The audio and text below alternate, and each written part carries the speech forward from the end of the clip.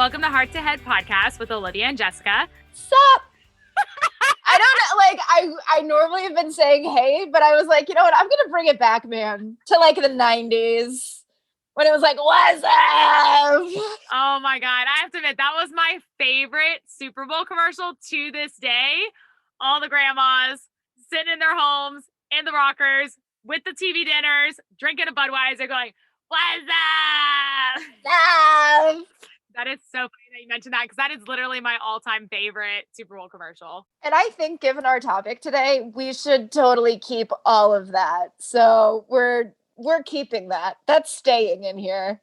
Well, on that note, today's topic is friendships. Friends forever. Which actually, I think we're both really excited about this topic because it's such a prevalent topic. And I know for me, it's something that's such a huge part of my everyday life because I am so into relationships and friendships and building bonds with people and on a very like deep, close level that I am personally super excited to be talking about this today. I'm also just super excited about talking about this because I find like mine and Olivia's friendship so kissiming and so awesome, and how it formed. That what a perfect conversation to have on such like a little cute like Hallmark movie aspect of it is like two friends meet but they've never seen each other in person. Like how cuter of a friendship story could you get? So we were in 2 classes together, and in the second class we were asked to have a learning partner. And so I saw Jessica out of the crowd on Zoom. Like, you know what? I saw her in the first class and she had such good insight that, you know what? I'm going to reach out and see if she wants to be my learning partner, which immediately Jessica was like. Well, it's so funny because I specifically remember like 10 or 15 other people there. So it's all like grid style. So when people pop on, you're like, oh, who's this person? What's that person? And their living room looks like that. And that's weird. And that's a virtual background. Anyway, long story short, Olivia popped on and I was like, holy cow, who is this girl? She is awesome. And so I set a secret wish out to the universe. And because our teacher had mentioned learning partners, the first time that it was a learning partner that was not assigned. So I was like, oh my God. And it's kind of like the last kid being picked for like dodgeball. You never want to be that kid. You never want to be like I guess I'll take that person. So like I put out to the universe and I was like, Olivia's really cool. I would really, if she would ask me to be her learning partner, that would be the coolest thing ever. And I got an email from her. So I felt so flipping cool because I was chosen for the dodgeball team before it was the last call. I was your first pick. At least that's the lie you told me. You are the chosen one. Yeah, she was like, you were my first pick. I was going to pick someone else. And I was like, no, that person sucks. You have to go with me.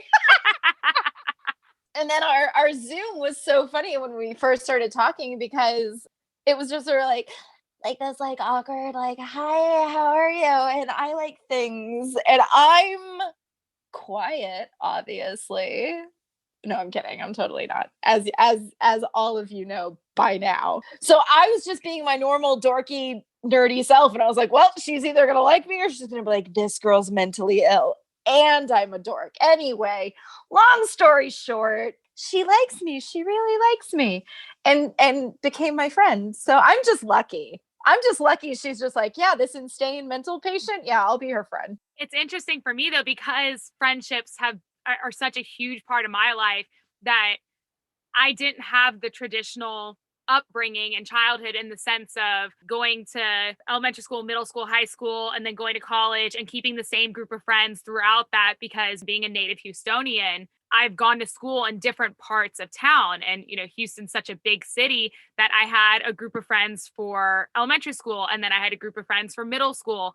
And then high school, I only went to public school for 6 months. And then I started homeschooling. So I didn't have a group of friends for high school, basically. And then got to college, had a group of friends for college, only stayed in touch with one of those friends. So each set of schooling I was in, I kept maybe one person from that situation, but haven't had like a regular group of friends. So then as I got out of college, it was deciding and making a conscious choice of, I want some female friendships and women that I connect with. And so I'm going to make an effort to seek those people out. So when I meet someone and I'm like, wow, like this woman is amazing. Like I would love to get to know her more. I want to be friends with her. I have to ask her out like on a friend date, which is a weird concept, but a lot of people, they just don't talk about it because they think, This oh, is like true. it's like school where you just are put in an environment with people and all of a sudden you guys are going to be BFFs and it's just by proximity. But as an adult, because we're so busy with our jobs and our families and with whatever activities we're doing, that you really have to consciously make an effort to be like, hey, I like this person and I want to form a friendship with them. And how it starts is always a little, at least for me, like it's a little awkward because it, like I said, it's literally asking them out on a friend date and being like, hey, let's go grab lunch, let's do this activity together, just to see if you connect with that person and if you can form a friendship with that person. And it's testing them out to be like, hey, either we connect and things are really great, or you hang out with them and you're like still an awesome person, but not someone I want to be close friends with. But for me, that's been an actual thing where the last like, I think I started it like 4 years ago. For the first like 2 years, I was really doing that where I was asking women out for friend dates because I was trying to connect with them and just see like who I connected with and who I didn't. And I have a handful of amazing friends now because of that, but it's been a constant keeping up the friendships, just making sure to like once a month, if I don't see them, check in and be like, hey, how are you doing? Let's catch up. And that's been something that's really, really important to me, but it has taken a lot of work and I'm willing to do that personally because that's one of my needs.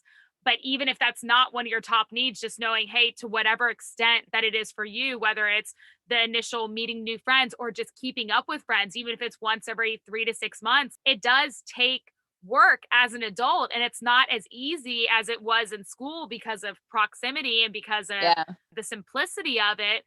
But it still is such an important part of life now to have friendships, but no one really talks about that transition from school friendships to adult friendships, that there's not a, no one talks about that. And for some people it is super easy and they're able to keep those friends throughout, and that's amazing. But for a lot of us, it was a starting over process over and over and over again.